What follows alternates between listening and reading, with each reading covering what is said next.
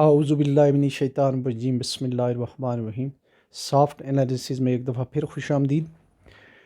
آج ہم انالیسز کریں گے اس بات کا کہ پاکستان کی 75 سالہ تاریخ کے پہلے منتخب وزیر اعظم اور ایک نہایت ہی مقبول لیڈر جناب ذوالفقار علی بھٹو کو کس جرم کی پاداش میں تختۂ دار پہ چڑھایا گیا، اور ان کے جوڈیشل مرڈر جسے تاریخ نے ایک ٹائٹل دیا ہے، اس میں کون کون سے ادارے، کون کون سی شخصیات، کون کون سی پارٹیاں اور کون کون سے ممالک انوالو تھے اور کیا کچھ کوششیں ہوئیں۔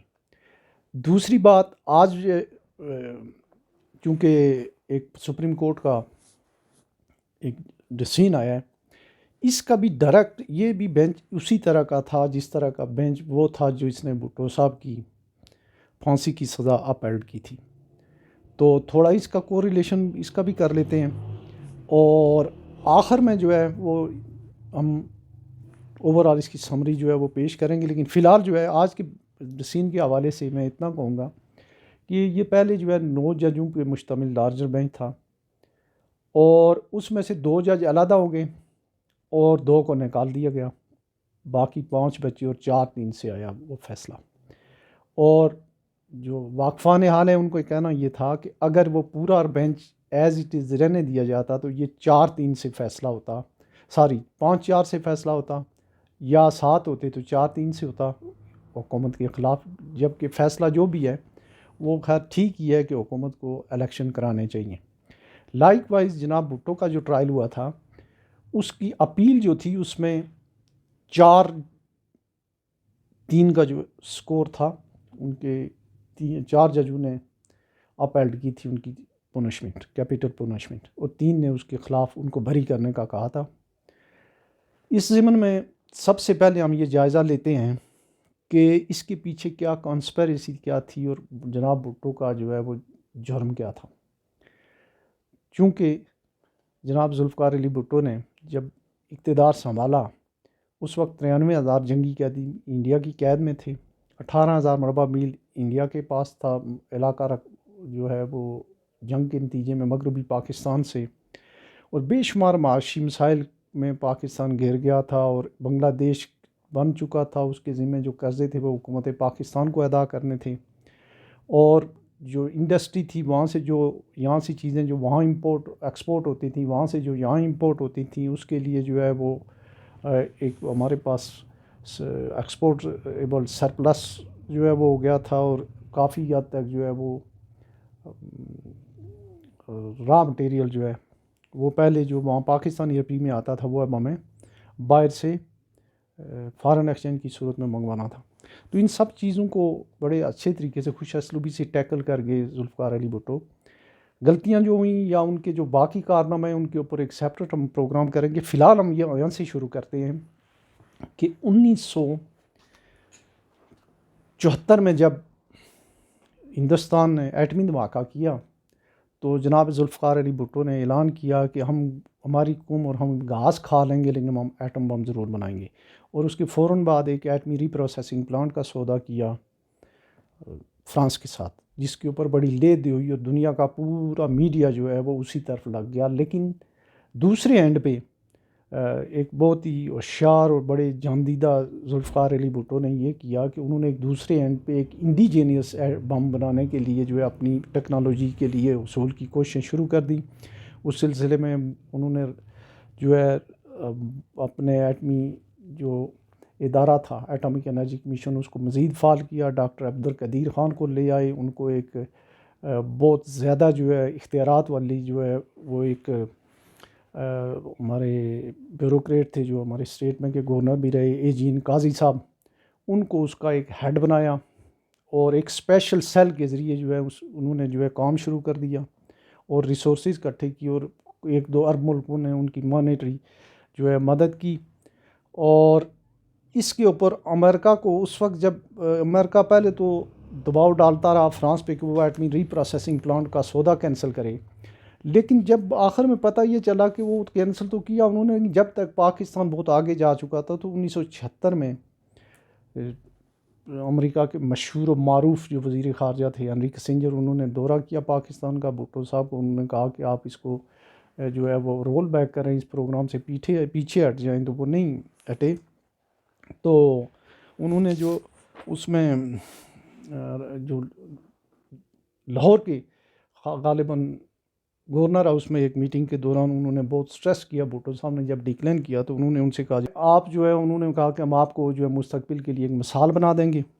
پھر چونکہ بھٹو صاحب اپنے آپ کو ایک پاپولر لیڈر کے طور پہ کہتے تھے، ہر ملکوں کے ساتھ ان کے تعلقات تھے، 25 لاکھ لوگوں کو وہ باہر بھیج چکے تھے، فارن ایکسچینج کی فراوانی تھی، اور کسی قسم کا کوئی خاص معاشی مسئلہ نہیں تھا سوائے اس کے کہ کچھ گرین اور فوڈز کی چھوٹی موٹی شارٹیج تھی، لیکن باقی معاملات ٹھیک تھے. تو انہوں نے ارلی الیکشن کال کیے. دسمبر 1976 میں انہوں نے اسمبلی ڈیزالو کی، اور اس وقت تک جو ہے وہ اپوزیشن سکیٹرڈ بھی تھی. کوئی ایک متحدہ محاذ تھا مفتی محمود پیر گالا کی قیادت میں، اور ایک اور الائنس تھا ایئر مارشل اصغر خان اور علامہ شاہ محمود نورانی، وہ علیحدہ تھے. بہرحال جیسے ہی اعلان ہوا الیکشن کا، تو جنوری میں غالباً جو ہے اپوزیشن متحد ہو گئی، اور انہوں نے ایک کمبائنڈ اپوزیشن الائنس بنا لیا جس کا نام رکھا گیا پاکستان نیشنل الائنس PNA. اور انہوں نے انتخابی حل کے نشان کے تحت الیکشن لڑنے کا فیصلہ کیا.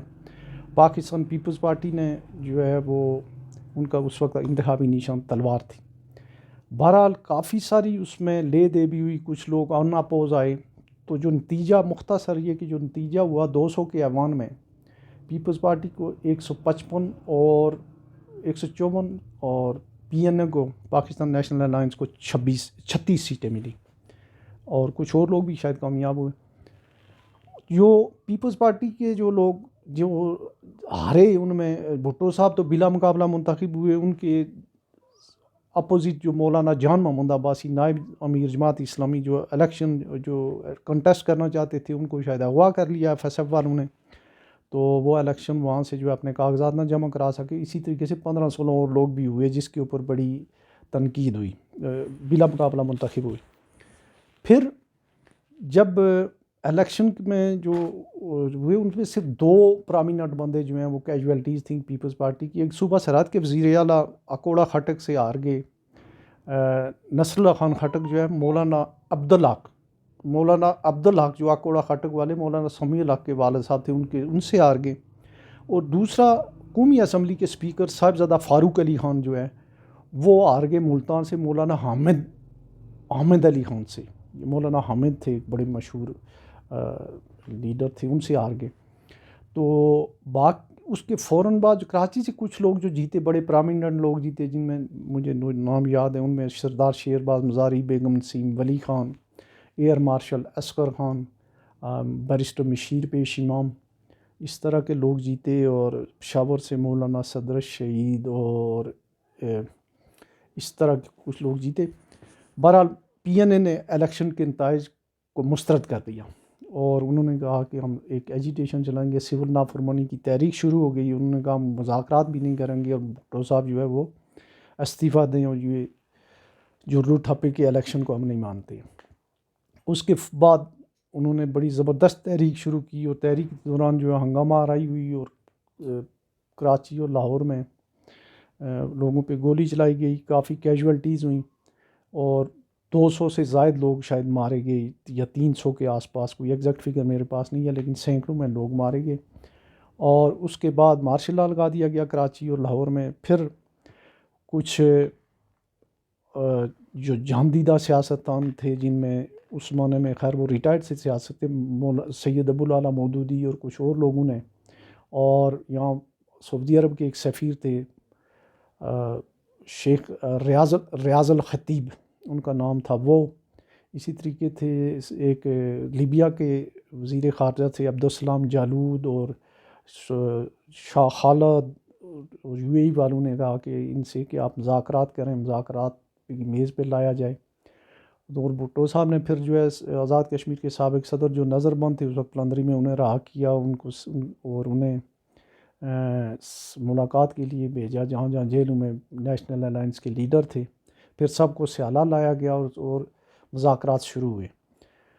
مذاکرات جو ہے اس دوران 6 جون کو مذاکرات کافی حد تک نزدیک آ گئے کہ 31 پوائنٹ پہ ایجنڈا پیش کیا پی این اے نے، اور اس میں اس کے اوپر غور و خوض ہوا. اور دونوں طرف سے جو کمیٹیاں تھیں وہ بھی میں بتاؤں کہ گورنمنٹ کی جو کمیٹی تھی that was added by this Bhutto himself اور مولانا کوثر نیازی اور عبدالحفیظ پیرزادہ اس کے ممبر تھے.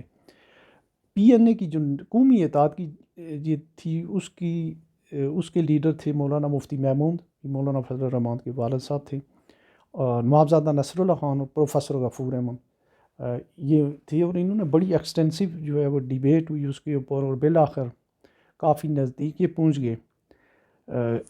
تو اس دوران ایک دن جو ہے 6 جون کو، جو میں پہلے بات کرنا چاہ رہا تھا، بھٹو صاحب نے میٹنگ بلائی جنرل ضیاء اور یہ شاید اس میں ایک جنرل جہاں زیب ارباب، جنرل چشتی اور ایک جنرل اقبال خان، یہ لوگ تھے، ان کے ساتھ ڈسکشن کی. اور ڈسکشن میں شاید وہ یہ دیکھنا چاہ رہے تھے کہ آرمی کیا چاہتی ہے، کیونکہ ضیاء الحق ان کے بہت ہی وفادار ہونے کا دم بھرتے تھے. بہرحال اس میں جو ایک ریفرینڈم کا بھی انہوں نے تجویز رکھی کہ اگر ہم ریفرینڈم کروا لیں تو جنرل جہاں زیب ارباب بنے، اور دوسرے جنرلوں نے کہا وہ بھی اسی طریقے سے ہوگا، اس کو کوئی نہیں مانے گا، اور لوگ ہمیں یہ کہتے ہیں کہ آپ الیکشن کروائیں اور اس میں فوج جو ہے فیئر اینڈ فری الیکشن کروائیں. اس میں جنرل چشتی صاحب بڑے پیش تھے، جنرل اقبال صاحب بھی بڑے پیش تھے. اور یہ میٹنگ ختم ہوئی. پھر اس کو ابھی یہ بات اسی دوران مولانا کوثر نیازی صاحب نے ان کے سامنے ایک تجویز رکھی کہ اگر ہم یہ اقتدار جو ہے ان کے مطالبے کے پیش نظر اگر آرمی کے حوالے کر دیں، آپ 3 مہینے میں الیکشن کرا دیں غیر جانبدارانہ طریقے سے، تو اس کے اوپر بھی یہ بھی ہم کر سکتے ہیں. بھٹو صاحب نے بھی کہا کہ ہم یہ کر سکتے ہیں. تو ضیاء الحق صاحب جو ہے میٹنگ سے اٹھے، انہوں نے سر جھکا کے بھٹو صاحب سے کہا نہیں ہمارا ایسا کوئی پروگرام نہیں ہے، ہم نہیں کرتے ہیں ایسا، ہم آپ کے وفادار ہیں، ہم آپ کے پیچھے کھڑے ہوئے ہیں. اور اس کے بعد ایک دن جو ہے تینوں سروسز چیف نے اور ضیاء الحق سمیت جو ہے انہوں نے ایک پریس کمیونیکے جاری کیا کہ ہم حکومت کے ساتھ ہیں. اس دوران مذاکرات آگے بڑھتے رہے اور بالآخر یہ طے پایا کہ 15 جولائی کو اسمبلیاں توڑ دی جائیں گی اور 15 اکتوبر کو جو ہے وہ، یا 15 اکتوبر تک الیکشن کرائے جائیں گے. اور یہ ساری چیزیں جو ہیں جب طے ہوئیں تو اس کے بعد اس میں تقریباً ڈرافٹ تیار تھا. تو شاید 5 تاریخ کو یا 6 کو جو ہے اس کا سائن ہونے باقی تھے. تو یہ جب پوری چیزوں کا پتہ چل گیا تو اچانک جو ہے وہ مارشل لا لگا دیا گیا. مارشل لا لگانے کے بعد اس میں مارشل لا لگانے میں جو بندہ اس وقت جو ضیاء الحق کے بعد جو سب سے زیادہ پیش اور سب سے زیادہ وہ انتھوزیاسٹک تھے وہ تھے general Chishti, F A Chishti, جو 10 کور کمانڈر تھے. انہوں نے یہ سارا کچھ کیا اور کافی ہیرو کے دور پہ وہ اپنے آپ کو پیش کرتے تھے اور بڑے آگے تھے. ضیاء الحق نے اپنی تقریر میں قوم کو یہ باور کرایا کہ یہ وقت ایک عارضی ارینجمنٹس ہیں اور اس کے بعد جو ہے 90 دن کے اندر الیکشن کرا کے فوج اپنی بیرکوں میں چلی جائے گی. لیکن اسی دوران جو خفیہ ادارے تھے اور جو خفیہ رپورٹس تھیں، ضیاء الحق کو یہ بتایا گیا کہ اس میں تو بھٹو صاحب ایک پاپولر لیڈر ہیں اور وہی شاید جیتیں گے. اور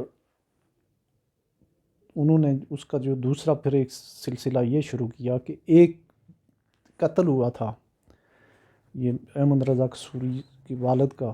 اس میں زیادہ ڈیٹیل میں نہیں جانا چاہوں گا. بہرحال وہ ایک کٹی ہوئی تھی ایک ایف آئی آر ان کے احمد رضا قصوری کے والد جو نواب محمد احمد خان تھے ان کے بیٹے نے کٹوائی تھی. اس میں اس وقت انہوں نے یہ لکھایا، کہا کہ مجھے جو ہے یہ میرے والد کا قتل کی سازش جو ہے وہ کی ہے جناب بھٹو نے ان کے خلاف. انہوں نے کاٹ دی، بس وہ پڑی ہوئی تھی. اس کے اوپر ایک انکوائری ہوئی، انکوائری کے بعد جو ہے وہ ایک کمیشن یا انکوائری بنی، اس میں کہا تھا کہ اس کے کوئی ثبوت نہیں ملے، وہ ڈسپوز آف بھی ہو گئی تھی. لیکن ان کے نالج میں تھی. اور ضیاء الحق نے جو ہے وہ ایک اس وقت مولوی مشتاق حسین تھے ہائی کورٹ کے، تو انہوں نے مل کے تو انہوں نے کہا جی کہ ان کی جو ہے فوری طور پہ ان کے خلاف کارروائی کی جائے. اور اس طرح بھٹو صاحب کو 3 ستمبر 1977 کو گرفتار کیا گیا قتل کے الزام میں، اور 10 دن کے بعد جو ہے انہیں ضمانت کر دی. جسٹس کے ایم ایس ہمدانی تھے لاہور ہائی کورٹ کی، انہوں نے بیل کر دی۔ جب انہوں نے بیل کی تو ان کو تو فوری طور پہ جو ہے OSD بنا کے منسٹری میں بھیج دیا گیا، اور 3 دن کے بعد دوبارہ بھٹو صاحب کو گرفتار کیا گیا، جو تو غالباً 13 ستمبر بنتی تھی۔ اس کے بعد بھٹو صاحب کو کبھی رہا نہیں کیا گیا، اور اسی دوران بیگم نصرت بھٹو نے ایک مارشل لاء کے خلاف ایک سپریم کورٹ میں اپیل دائر کی کہ یہ مارشل لاء غیر قانونی ہے۔ اس وقت کے چیف جسٹس جناب یعقوب علی خان تھے، اور انہوں نے اس کو انٹرٹین کیا اور ہیئرنگ کی ڈیٹ کوئی فکس کی۔ تو جب وہ نیکسٹ ڈے آئے، اس وقت اتنا یہ چیزیں تو نہیں تھی، اتنا میڈیا نہیں تھا، نیکسٹ ڈے وہ آئے تو انہوں نے جب اپنے دفتر میں داخل ہوئے تو ان کی کرسی پہ ایک شخص بیٹھا ہوا تھا دیوار کی طرف منہ کر کے۔ تو تھوڑی آواز آئی، جب وہ بندہ دوسری طرف مڑا تو پتہ یہ چلا کہ وہ رات کو کہیں جو ہے 1-2 بجے ضیاء الحق نے ان کو ریموو کر کے ان کی جگہ جسٹس انوار الحق کو سپریم کورٹ کا چیف جسٹس بنا دیا تھا، اور باقی کارروائی جو ہے مارشل لاء ضابطے کے تحت ان کو ہٹا دیا گیا تھا۔ اس کیس کی بھی جو پروسیڈنگ ہے وہ بڑی زبردست طریقے سے ہوئی، اور اس میں گورنمنٹ کے جو وکیل تھے وہ AK بروئی تھے۔ AK بروئی نے بڑے مدلل دلائل دیے مارشل لاء کے حق میں۔ یہ وہی AK بروئی تھے جنہوں نے اس سے کوئی 15 سال پہلے جماعت اسلامی کے وکیل تھے، اور اس وقت انہوں نے ایک کیس جیتا تھا جماعت اسلامی کے لیے، لیکن اب جو ہے وہ مارشل لاء کے حق میں، اور انہوں نے ڈاکٹرین آف نیسیسٹی کے تحت جو ہے وہ زبردست دلائل دیے، اور مارشل لاء کو 10 نومبر 1977 کو سپریم کورٹ آف پاکستان نے مارشل لاء کو جائز قرار دے دیا۔ اس کے بعد جو ہے وہ لاہور ہائی کورٹ نے، جو یہاں میں تھوڑا ایڈ کرتا چلوں کہ یہ جو بھٹو صاحب کا لاہور میں ٹرائل ہوا ہے، یہ ان کے خلاف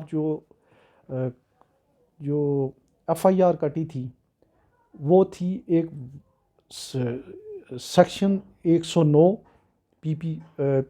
پاکستان پینل کوڈ کی سیکشن 109 اور سیکشن 300 کے تحت۔ اس کا تھوڑا میں وہ بتا دوں کہ 300 جو 109 سیکشن ہے یہ ایبیٹمنٹ کی سیکشن ہے، جس کا مطلب یہ ہے کہ آپ کسی بندے کو کوئی کام کرنے کے لیے انڈیوس کریں کہ وہ سرٹن ایکٹ کرے۔ اگر وہ ایکٹ ہو جائے تو اس کی جو ایکٹ کی الٹیمیٹ، اگر وہ چوری کرے گا جو چور کی سزا ہوگی، قتل کرے گا جو قتل کی سزا ہوگی، وہ والی سزا کا حقدار ہوگا جو انڈیوس کرے گا، جو انسٹیگیٹ کرے گا، یا ایبیٹر جو ہے۔ اسی طریقے سے جو دفعہ 300 ہے یہ 209 سے لے کے 307 تک یہ قتل اور اقدام قتل کی دفعات ہیں پاکستان پینل کوڈ کی۔ 300 کے تحت یہ تھا کہ اس میں یہ کہا جاتا ہے کہ کوئی بندہ ولفلی یا ایک پلاننگ کے تحت کسی بندے کو یہ کہے کہ وہ ایسے ارینجمنٹ کرے، ایسا ایکٹ کرے کہ دوسرے بندے کی جو ود آل پروبیبلٹی جو ہے اس کی موت ہو جائے، یا کسی کو اس بارے میں وہ تحریک دے، اس کو انسٹیگیٹ کرے، یا کوئی ایسے ارینجمنٹ کرے، یا اس کو کوئی ایسا ایکٹ کرنے کے لیے کہے کہ تاکہ وہ بندہ مارا جائے۔ چونکہ یہ دونوں جو اس میں کبھی ہسٹری میں جو ہے یہ پاکستان پینل کوڈ 1800 یہ جو ہے انڈین پینل کوڈ تھا پہلے 1860 سے لے کے اب تک، ان دونوں دفعات کے تحت کبھی جو ہے وہ جو ابیٹمنٹ کرنے والا ایبیٹر یا جو بندہ دوسرا جو جس پہ 300 کے تحت کبھی کسی کو نہ اس سے پہلے سزا ہوئی ہے نہ ابھی تک ہوئی ہے، یہ بڑی خاص بات ہے۔ دوسرا اس کیس کا پہلو یہ تھا کہ جو قتل کی یا اس طرح کے جتنے بھی کیسز ہیں اس کے 3-4 فورم ہوتے ہیں، اور تاکہ جو انصاف کے تقاضے پورے کیے جائیں، اور اس کی جو قتل کی جو پہلی سماعت کی ہیئرنگ کا جو پہلا فورم ہے وہ ہوتا ہے جو ڈسٹرکٹ سیشن جج ہے۔ اس کے بعد جو ہے دوسرا فورم ہے اس کا ہائی کورٹ۔ ہائی کورٹ میں سنگل بینچ بھی ہو سکتا ہے، اگر وہاں سے اس کے بعد سپریم کورٹ ہے، سپریم کورٹ کے بعد اس کے ہائی کورٹ میں ریویو کے لیے بھی جا سکتا ہے، اور سپریم کورٹ میں اپیل پھر پریزیڈنٹ کے پاس رحم کی اپیل۔ تو چونکہ لوگوں کو جلدی تھی، ان کا ایک ٹاسک تھا، ان کا ایک ٹارگٹ تھا، تو مولوی مشتاق حسین نے وہ منگوائی جو سیل کہیں FIR تھی یا جیسے بھی پڑی ہوئی تھی اپنے پاس منگائی، اور فوری طور پہ جو ہے وہ ٹرائل شروع ہو گیا بھٹو صاحب کا لاہور ہائی کورٹ میں۔ لاہور ہائی کورٹ میں جو ہے وہ 24 اکتوبر 1977 کو جو ہے وہ سماعت شروع ہو گئی، ڈائریکٹ سماعت شروع ہوئی، اور ایک فورم جو ہے وہ انصاف کا جو ہے وہ ان سے چھین لیا گیا جناب بھٹو سے۔ ڈائریکٹ سماعت شروع ہوئی، اور 18 مارچ 1978 کو لاہور ہائی کورٹ نے جناب ذوالفقار علی بھٹو کو سائے موت دے دی. اپیل کی گئی، اور اپیل کے لیے جو ہے وہ جیسے میں نے کہا کہ جب تک جسٹس انوار الحق جو ہے وہ چیف جسٹس بن چکے تھے، تو جو میں نے آج ریفرنس دیا کہ اس وقت جو ہے وہ فل بینچ جو ہے ٹوٹل نو وہاں پہ موجود ہوتے تھے ججز، اور فل بینچ جو ہے وہ بنا، جس دن فل بینچ بنا اس دن 9 ججز تھے. 9 ججز میں جیسے جتنے بھی تاریخ کے جن لوگوں نے لکھا ہے، یا جو عام خیال یہ تھا کہ وہ 5-4 کے فیصلے سے جو ہے بھٹو صاحب بچ جائیں گے، لیکن اسی دوران یہ ہوا کہ ایک جج صاحب ریٹائرڈ ہوئے، ان کی جگہ دوسرا جج جو ہے وہ نہ تو ہائی کورٹ سے پرموٹ کیا گیا، نہ کوئی ڈائریکٹ لگایا گیا. اچھا، ایک کیس رہان تھے وہ جج، ایک جج صاحب تھے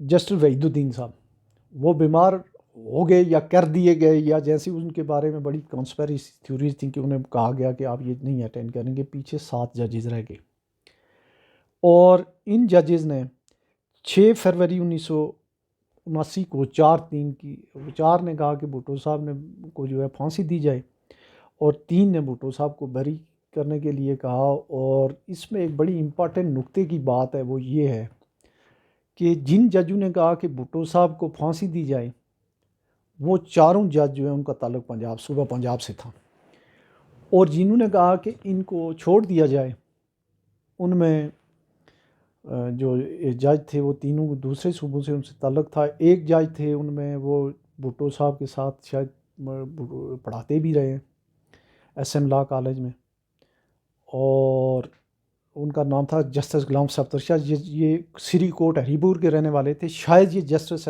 اطہر من اللہ کے علاقے سے یا ان کے رشتہ داروں میں سے تھے، ان کے علاقے سے تھے. دوسرے جو جج تھے وہ تھے justice Dorab Patel, supreme court of, بڑے پارسی کمیونٹی سے ان سے تعلق تھا، بڑے اپرائٹ آدمی تھے، اور میرے لیے یہ اعزاز ہے کہ وہ لا میں میرے استاد تھے. تیسری جج صاحب کا نام میں بھول رہا ہوں. بہرحال یہ ہوا، تو اس کے بعد ایک پروسیس ہوتا ہے جیسے کہ ان کی بھٹو صاحب کو کہا گیا کہ آپ اپیل کریں، تو بھٹو صاحب نے اور بیگم نصرت بھٹو نے، ان کی جو دوسری بیگم تھی، ان کے بچوں میں سے انہوں نے کہا، ان کو کہہ دیا کوئی اپیل نہیں کرے گا. تو ان کی ایک کوئی بہن تھی شہر بانو امتیاز، انہوں نے ایک روٹین کی اپیل کی، تو بہرحال وہ مسترد کر دی گئی. جب مسترد کر دی گئی تو اس کے بعد انہیں پھانسی. اچھا، اس میں جو ایک بات میں نے پہلے کی تھی، وہ شاید اس کو میں مزید ایلوبریٹ کروں کہ 109 اور دفعہ 300 کے تحت یہ ثابت کرنا کہ جس بندے نے یہ کانسپیریسی یا ابیٹمنٹ کی ہے یا انسٹیگیٹ کیا ہے، اس کی نیٹ شیل اور کنکریٹ ایویڈنس جو ہے وہ دینا بہت مشکل تھا. گو کہ جو مسعود مامون تھے وہ اپروور بن گئے تھے، وعدہ معاف گواہ بنے تھے، لیکن جس مجسٹریٹ نے اسلام آباد میں ان کی اسٹیٹ میں 18 صفحے کی ریکارڈ کی، تو اس نے بعد میں یہ کہا کہ اس نے کہا اس میں ایک جگہ بھی کہیں بھٹو کا انہوں نے نام ہی نہیں لیا تھا. تو اس لیے اس کے بعد کوئی دوسری اسٹیٹمنٹ ان کی ریکارڈ ہوئی لاہور میں نے جو ریکارڈ کی ہے پہلی والے میں یہ نہیں تھا. ایک تو یہ ہوا. دوسرا یہ تھا کہ اس کے لیے جو ایسی جو ہے بالکل ڈائریکٹ ایویڈنس چاہیے تھی، اور اس کا اہتمام جو ہے وہ کس نے کیا، یہ بڑی افسوسناک بات بھی ہے اور بڑے غور کے ساتھ سننے کی بات بھی ہے. اس کا اہتمام جو میں جیسے پہلے بھی بتایا، 2-3 لوگوں کو بڑا شوق تھا کہ بھٹو کو پھانسی لگے. ایک جنرل چشتی، چودھری ظہور الہی اور میاں طفیل محمد، جماعت اسلامی کے جو امیر تھے. تو یہ اہتمام کیا جماعت اسلامی کے امیر. یہ بات تو بڑی ہے، تو اس کے لیے میں ریفرنس بھی بتاؤں گا کہ کہاں سے یہ مجھے یہ ویریفائی کیا جا سکتا ہے. تو بھٹو صاحب کے ساتھ جو 2 پولیس والے تھے، ایک ASI تھا اور ایک شاید سب انسپیکٹر تھا، یا پولیس والے جو تھے، ان کے ساتھ جو ہے انہوں نے یہ اہتمام کیا کہ ان کو اپروو بننے کے لیے ان کو کہا کہ آپ لوگوں کو جو ہے آپ یہ لکھ کے دیں کہ ہم نے مارا ہے نواب محمد احمد خان کو، اور اس کا آرڈر ہمیں دیا تھا بھٹو صاحب نے ڈائریکٹ، تو اس کو تو پھانسی ہو جائے گی، آپ لوگ بچ جائیں گے. وہ گرفتار تھے، ان کی فیملیوں سے ایک میل ملا کے تو انہوں نے کیا، اور انہوں نے یہ دے دی. یہ جو ہے یہ اسٹیٹمنٹ کنفیشنل اسٹیٹمنٹ جو کنفیس کر دیا کہ جی ایسے ہوا تھا اور بھٹو صاحب نے ہمیں کہا تھا. حالانکہ وہ بھٹو صاحب ملک میں ہی نہیں تھے, یہ وہاں پہ تھے یا نہیں تھے, جیسے بھی ایک انہوں نے یہ جوڑا. جب بھٹو صاحب کو ہی پھانسی, اس کے بعد میاں طفیل محمد صاحب کو جب بھیجا گیا جی کہ اب ہمارے لڑکوں کا کیا ہے, ضیاء الحق نے آگے سے ان کو کہا کہ جناب یہ جو ہے یہ میرے اوپر انٹرنیشنل اتنا پریشر ہے کہ ان کو تو میں چھوڑ ہی نہیں سکتا ہوں. اور وہ جو بات ہوئی تھی بس وہ ایسے ہی ہے. تو ان بیچاروں کو جو ہے اس کنفیشنل اسٹیٹمنٹ کی بنیاد پہ ان دونوں کو بھی جو ہے پھانسی دے دی گئی. اس کی اگر ویریفیکیشن کسی نے کرنی ہو, یا یہ بڑی بات ہے, 2 بندے اب بھی موجود ہیں اور بے شمار جماعت کے لوگ بھی جو اس وقت کے سینئر لیڈر ہیں, شاید وہ کریں یا نہ کریں. ایک ہارون رشید ہیں جو صحافی ہیں اور آج کل جو میڈیا چینل پہ بھی آ رہے ہیں, ایک وہ ہیں. اور ایک جنیجو کے زمانے میں ایک ہوتے تھے طارق چودھری, ایک فیصل آباد سے سینیٹر تھے, اور اس معنی کے جو ہے وہ اسٹوڈنٹ لیڈر تھے. ان کو اور بے شمار لوگوں کو پتہ ہے. تو اس طریقے سے جو ہے یہ میاں طفیل محمد صاحب نے یہ کردار ادا کیا. اور اس کے بعد جو جب جس پین سے ڈکلائن کی اپیل شہر بانوں کی جو کی گئی اپیل ضیاء الحق نے ڈکلائن کی, تو وہ چودھری ظہور الہی نے کہا جی یہ پین مجھے دے دیں, بڑی متبرک اور بڑی برکت والا پین ہے. وہ انہوں نے پین لے لیا, بڑے اخبارات میں آیا تھا. تو یہ ہے وہ مختصر سی جو ہے وہ روداد ہے. اس میں جو ہے وہاں پہ جو کرنل رفیع الدین تھے, جو لیفٹیننٹ کرنل تھے اس وقت, تو وہ انہوں نے ایک کتاب لکھی ہے بھٹو کے آخری 323 دن, اس کو دیکھا جا سکتا ہے. اس کے علاوہ ایک اور کتاب جنرل چشتی نے بھی کی ہے کہ دی بیٹریل دی ادر وے, یا اس طرح کی ایک کتاب ہے, انہوں نے بھی لکھا ہے. اچھا, اس میں جنرل چشتی صاحب سب سے جو بندہ اس سلسلے میں ٹارچر ہوا ہے وہ جنرل چشتی ہے. باقی لوگ کہیں آگے پیچھے ہو گئے, کہیں وفات ہو گئی, کوئی کچھ ہوا. تو ایک جنرل چشتی صاحب ابھی تک جو ہے وہ میڈیا پہ اور آگے پیچھے کہتے رہتے ہیں جی کہ وہ ایسے ہوا تھا, یہ ہوا تھا, میں اس میں انوالو نہیں تھا. اس زمانے میں ایک اور چیز بھٹو صاحب کی پھانسی کے نیکسٹ ڈے پورے ملک میں پھیل گئی کہ بھٹو صاحب کو پھانسی دی نہیں گئی ہے, ان کو ٹھڈے مار کے جو ہے وہ جنرل چشتی نے مارا ہے. تو جنرل چشتی کا یہ کہنا تھا کہ میں تو اس دن جو ہے جان بوجھ کے چلا گیا تھا, جو گلگت والی سائڈ پہ مجھے جو خفیہ اداروں کے لوگوں نے کہا تھا کہ آپ کے ماتھے لگ جائے گا, اس کو پھانسی دینے والے ہیں, میں تو وہاں چلا گیا تھا. تو شاید ٹھوڈے نہ مارے, نہیں تو ٹھوڈے مارنا کسی, جہاں ہماری فوج نے جو ہے وہ بے شمار جو ہے ہیروز پیدا کیے ہیں. عزیز بھٹی ہیں, اس میں کیپٹن سوار محمد حسین ہیں, میجر شبیر شریف ہیں, اور بے شمار لوگ ہیں, میں معلوم ہے. وہاں جو ہے اس طرح کے بڑے جرنیل پیدا کیے ہیں. مثلا ایوب خان نے پبلک پلیس پہ وزیر اعظم خواجہ ناظم الدین کو گالیاں دیں. ایوب خان نے ایک اور وزیر اعظم کو اسٹین گن جو ہے وہ لے کے سامنے اجلاس کے دوران پردے کے پیچھے اسٹین گن کھڑکا کے دکھاتے تھے. ایک اور جنرل تھے جنرل حمید اللہ خان برکی, جاوید برکی کے والد اور یہ عمران خان صاحب کے جو خالو تھے, انہوں نے جو ہے وہ دھکے مارے تھے اس اسکندر مرزا کو. ایک اور جو جنرل تھے جنرل محمود, جنہوں نے دھکے مارے تھے نواز شریف صاحب کو. تو ان کے لیے یہ کوئی بڑی بات نہیں تھی اگر ہوتا, لیکن جو شاید پروف دے رہے ہیں وہ یہ ہے کہ نہیں, انہیں پھانسی دی گئی. اور کرنل رفیع صاحب نے اپنی کتاب میں لکھا ہے کہ بھٹو صاحب نے چونکہ بھوک ہڑتال کی ہوئی تھی, بہت وہ لاغر اور کمزور تھے, انہیں دی گئی پھانسی. اور پھانسی کے بعد جو ہے انہیں وہاں سے جو ہے ان کے آبائی جو قبرستان آبائی ضلع جو ہے وہاں بھیجا گیا, گڑھی خدا بخش میں ان کی تدفین ہوئی. اس میں جو ہمارے لیے جو ٹیک ہوم ہے وہ یہ ہے کہ ضیاء الحق کا نام لیوا بھی تھوڑے کم ہی ہیں, باقیوں کے بھی کم ہیں, لیکن اس کے بعد جو ہے 40 سال سے زیادہ عرصہ گزر گیا ہے, بلکہ 44 سال. تو ابھی بھی لاکھوں کی تعداد میں لوگ بھٹو صاحب کے نام پہ جو ہے وہ ووٹ دے رہے ہیں. وہ غریبوں کا مسیح غریب جو ہے انہیں اپنا مسیح سمجھتے ہیں, اور تاریخ انہیں ایٹمی پروگرام کا خالق سمجھتی ہے، تاریخ میں انہیں جو ہے وہ مسلم دنیا کا لیڈر سمجھتی ہے، اور تاریخ یہ کہتی ہے کہ انہیں اس کی سزا جو ہے امریکہ نے انڈائریکٹلی جو ہے وہ اپنے اس کو ارینج کیا تھا، اور اس کے لیے جو ہے ایک پلاننگ ہوئی تھی، اور اسی سلسلے میں جو ہے وہ شاہ فیصل بھی شہید ہوئے، بھٹو صاحب بھی، اور کرنل قذافی بھی، اور یہ سارے لوگوں کو جو ہے ایلیمینیٹ کر دیا گیا تاکہ کوئی اسلامی بلاک نہ بن سکے یا یہ لوگ اپنے پاؤں پہ کھڑے نہ ہو سکیں۔ تو آج جو نصرت بھٹو صاحب کی جو پیٹیشن ہے وہ ضمناً اس کا ذکر ہو گیا، ایک پورا اس کے لیے پروگرام چاہیے ہوگا، چونکہ یہ ہمارے آئین کی 50 سالہ تاریخ جو ہے وہ تقریباً پوری ہونے جا رہی ہے۔ 10 اپریل کو 50 سال ہو جائیں گے، تو 2-4 ہم اور کیسوں کا بھی ڈسکس کریں گے۔ اس میں ہمارے ایک مشہور زمانہ کیس ہے مولوی تمیز الدین خان ورسز اسٹیٹ، اور ایک ملک فیروز خان نون ورسز اسٹیٹ، وہ بھی جو ہے ہم ڈسکس کریں گے۔